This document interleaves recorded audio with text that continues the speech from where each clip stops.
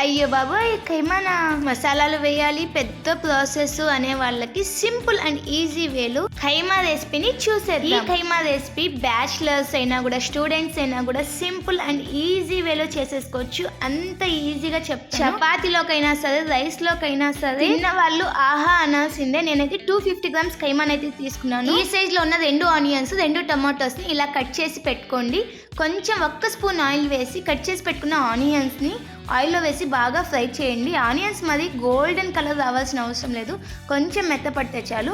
ఇందులోకి 3 spoons ginger garlic పేస్ట్ని వేసుకోండి. 2 స్పూన్స్ వాటర్ వేసుకొని పచ్చి వాసన పోయేదాకా ఈ మసాలాను అయితే ఫ్రై చేయండి. ఒక 3 గ్రీన్ చిల్లీస్ని సగానికి కట్ చేసుకొని ఇప్పుడు యాడ్ చేసి పచ్చిమిర్చి బాగా వేగాక ఇందులోకి టొమాటోల్ని వేసేసుకొని కొంచెం బాగా ఫ్రై చేసుకుందాం. ఫ్రై చేసుకున్న తర్వాత చూపిస్తున్నట్టు కొంచెం కొత్తిమీర కొంచెం పుదీనాని మాత్రమే వేసుకోండి. ఎక్కువ వేసారంటే అదే స్మెల్ అయితే వస్తుంది. 1 spoon spoon turmeric powder, 1 spoon chilli powder, 3 spoons ధనియాల పౌడర్, 1 స్పూన్ గరం మసాలా అన్నీ వేసేసి కొంచెం వాటర్ వేసి మసాలా బాగా ఫ్రై అయ్యేదాకా కలిపేసుకోండి. ఇక్కడైతే నేను ఫ్రోజన్ గ్రీన్ పీస్ని అయితే వేస్తున్నాను.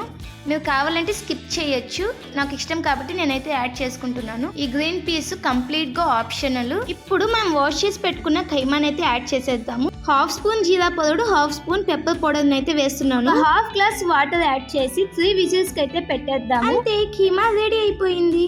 రెసిపీని ట్రై చేసి రెసిపీ ఎలా ఉందో నాకైతే కింద కామెంట్ చేయండి. మరో మంచి రెసిపీతో మళ్ళీ కలుద్దాం. మంచి రెసిపీ కోసం మన ఛానల్ని సబ్స్క్రైబ్ చేయండి, లైక్ చేయండి, షేర్ చేయండి.